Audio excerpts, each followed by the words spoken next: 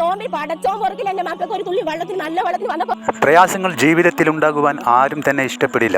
മാസങ്ങളായി അത്തരം സാഹചര്യത്തിലൂടെ കടന്നു പോകുന്ന ആരും ചിലപ്പോൾ പലതരത്തിൽ പ്രതികരിച്ചു പോകും.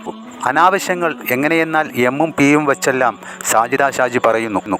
ഷാജിദക്ക് അപ്പോൾ അത് പറയാനുള്ള അവകാശമുണ്ട്. കാരണം ഷാജിദ ആ സമയത്ത് ആക്രമിക്കപ്പെട്ടിരിക്കുന്നു.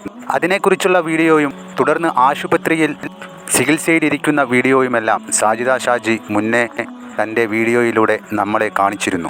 ഷാജിദ ഷാജിയുടെ പ്രശ്നം എന്താണെന്ന് വെച്ചാൽ വീട്ടിൽ ഷാജിക്കൊരു സ്വൈര്യമില്ല. മുമ്പേ അങ്ങനെ അല്ലായിരുന്നു.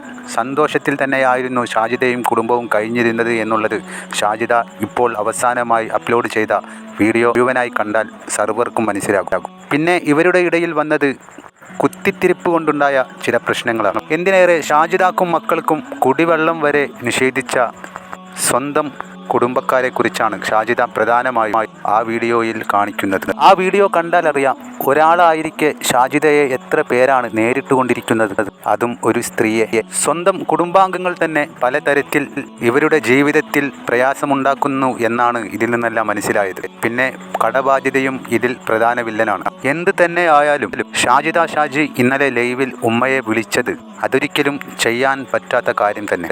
എന്നാൽ ഷാജിദയുടെ ഉമ്മയും അങ്ങനെ മക്കളെ ഉപദ്രവിക്കാൻ വേണ്ടി വെട്ടുകത്തിയെടുക്കുകയും അവരുടെ ജീവിതത്തിൽ പലതരത്തിലുള്ള പ്രയാസങ്ങൾ ഉണ്ടാക്കി നൽകുന്നതും തെറ്റ് തന്നെ അല്ലേ?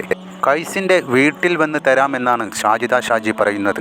പക്ഷേ ഈ കാര്യങ്ങൾ കാണുമ്പോഴെല്ലാം ആ കുട്ടികളുടെ മുഖമാണ് ശ്രദ്ധിക്കേണ്ടത്. അവർക്ക് സത്യത്തിൽ ജീവിതം മടുത്ത രീതിയാണ്. അവരുടെ മുഖത്ത് അത് പ്രകടമായി കാണാനുമുണ്ട്. സ്വന്തം സഹോദരി സഹോദരന്മാരാണ് ഇത്തരത്തിലേക്ക് മാറുന്നത്. ചിലപ്പോൾ പറഞ്ഞു പരിഹരിക്കാനും മാത്രമുള്ള ചെറിയ പ്രശ്നങ്ങളായിരിക്കും ഇത്തരത്തിലേക്ക് വളർന്നിരിക്കുന്നത്. ആരും ആർക്കും താഴ്ന്നു കൊടുക്കുവാൻ ഒരുക്കമല്ല. പണ്ടെല്ലാം കുടുംബങ്ങളിൽ വലിയ സ്നേഹമുണ്ടായിരുന്നു. ഇപ്പോഴും അത്തരത്തിൽ പോകുന്ന ധാരാളം കുടുംബങ്ങളുണ്ട്. എന്നാലും പല കുടുംബത്തിലും പല പ്രയാസങ്ങളും ഇപ്പോഴും ഉണ്ട്. അവരാരും ഇത്തരത്തിൽ അത് പൊതുസമൂഹത്തെ കാണിക്കുന്നില്ല. ചുരുക്കി പറഞ്ഞാൽ എല്ലാവരുടെ അടുത്തും വീഴ്ചകളുണ്ട്. അത് സ്വയം മനസ്സിലാക്കി മുന്നോട്ട് പോയെങ്കിൽ ആ കുട്ടികൾക്കെങ്കിലും സമാധാന ജീവിതം ലഭിക്കും. ഞാൻ നോമ്പിന്റെ ടൈമിൽ ഇവിടെ വയ്യാണ്ടിരിക്കുമ്പോ അവിടെ വന്ന് നിങ്ങൾ എന്റെ കൊടും കയറും മേടിച്ച് വെച്ചതല്ലേ നിങ്ങള്? ആ നോമ്പിൽ പടച്ചോൻ പുറകിൽ എന്റെ മക്കൾക്ക് ഒരു തുള്ളി വെള്ളത്തിന് നല്ല വെള്ളത്തിന് വന്നപ്പോ അപ്പ കയറും പക്കന് മേടിച്ചു. ആ നോമ്പിന്റെ ടൈമാണ്. ഇതൊക്കെ പടച്ചോൻ കാണുന്നുണ്ട് ഇല്ലേ?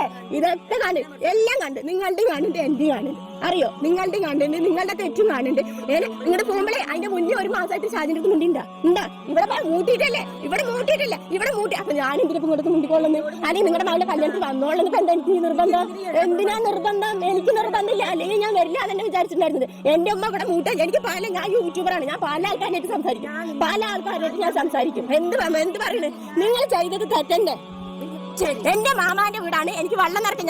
ഞങ്ങൾ നനച്ചുണ്ടാക്കിയ തെങ്ങ്, ഞങ്ങൾ ഉണ്ടാക്കിയ എല്ലാം, ഞങ്ങൾ ചെറുപ്പത്തിലെല്ലാം ചെയ്തതാണ്. മനസ്സിലായോ? വേണ്ട ലൈലാന്റെ വേണ്ട. ഓ ഇതിനുള്ളിൽ തല്ലി വീഡിയോ എടുക്കണം.